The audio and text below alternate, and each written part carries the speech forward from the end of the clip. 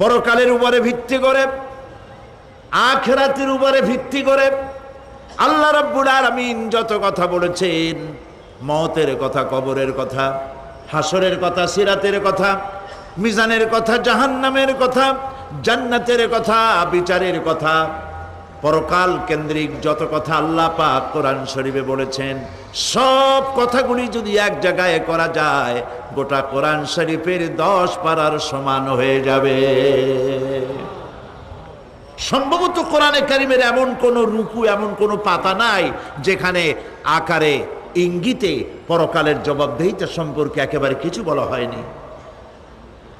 এই পরকাল কেন্দ্রিক কথাগুলির কারণেই